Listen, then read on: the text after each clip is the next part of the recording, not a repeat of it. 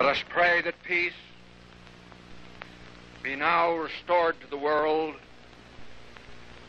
and that God will preserve it always. These proceedings are closed.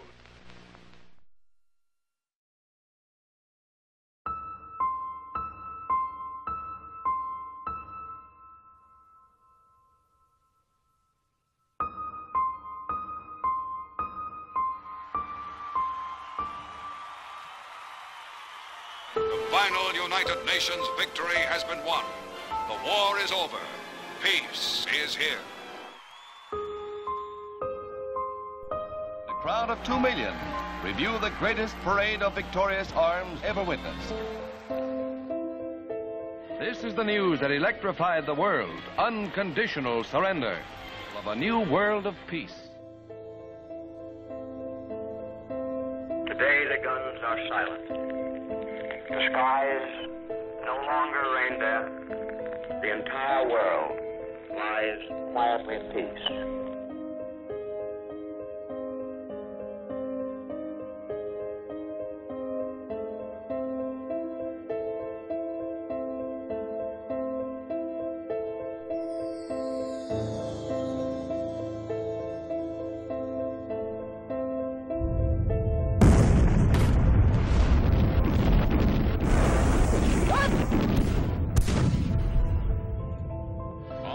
American infantrymen once again hit the road toward Korea's capital city of Seoul.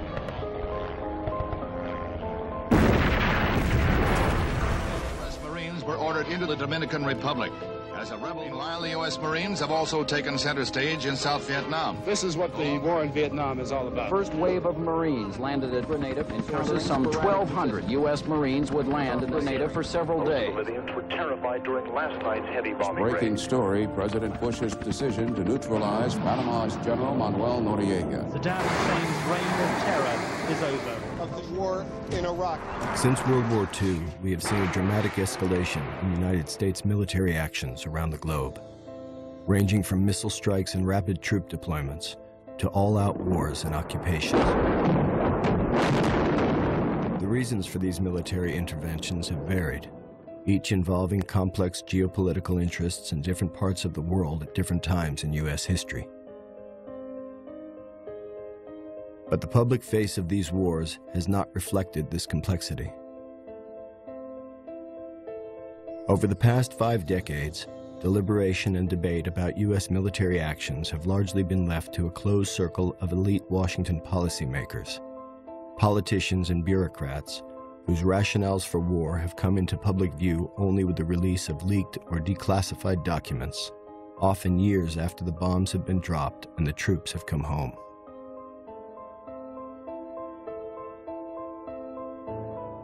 In real time, officials have explained and justified these military operations to the American people by withholding crucial information about the actual reasons and potential costs of military action, again and again choosing to present an easier version of war's reality, a steady and remarkably consistent storyline designed not to inform, but to generate and maintain support and enthusiasm for war.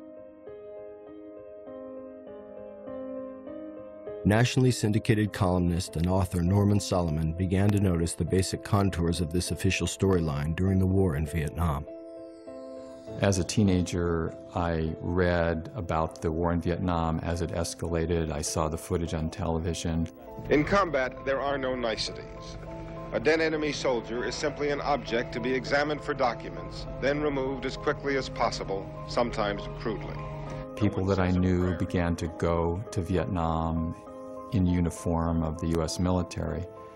And as time went on, I began to wonder, particularly as I became draft age, about the truthfulness of the statements coming from the White House and top officials in Washington. We fight for the principle of self-determination, that the people of South Vietnam should be able to choose their own course, choose it in free election, without violence, without terror, and without fear. And through that process, I began to really wonder about whether we were getting more truth or lies. In the years since, Solomon has focused his attention on a set of striking parallels between the selling of the Vietnam War and the way presidents have rallied public support for subsequent military actions. Looking back on the Vietnam War, as I did many times, I had a very eerie feeling that while the names of the countries changed, and of course each circumstance was different, there were some parallels that cried out for examination. Rarely, if ever, does a war just kind of fall down from the sky. The foundation needs to be laid, and the case is built, often with deception.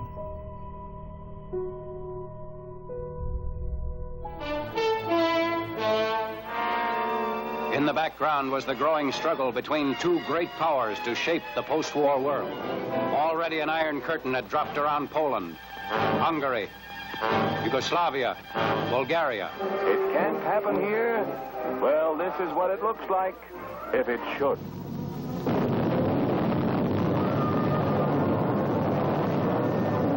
Chief of Police is hustled off to jail. Public utilities are seized by fifth columnist editor who operates under a free press.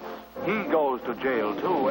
Fighters will account for some of the enemy, but some will get through to your home.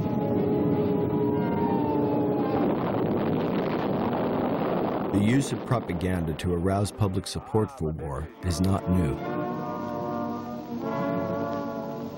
Leaders throughout history have turned to propaganda to transform populations understandably wary of the costs of war into war's most ardent supporters, invoking images of nationalism and channeling fear and anger toward perceived enemies and threats. And in the United States since World War II, government attempts to win public support for military actions have followed a similar pattern. That we are living in an era marked by the growth of socialism, its basic godless philosophy.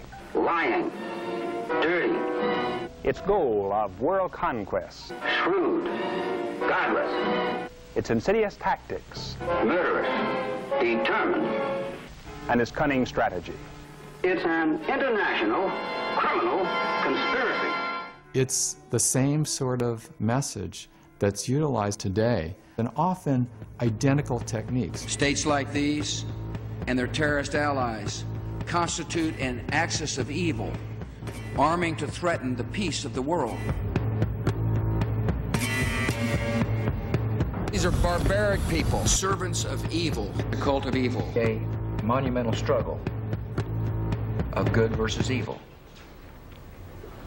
But good will prevail. Whether it's the Soviet Union or Al-Qaeda, it provides a way to legitimize U.S. plans for war. On high alert from You have the comparisons between the enemy leader and Hitler. President Bush called Saddam Hussein a little Hitler again today. We're dealing with Hitler revisited. Bin Laden and his terrorist allies have made their intentions as clear as Lenin and Hitler before them. We don't get information that would help us put the images in perspective. This mad dog of the Middle East, I find he's not only a barbarian, but he's flaky.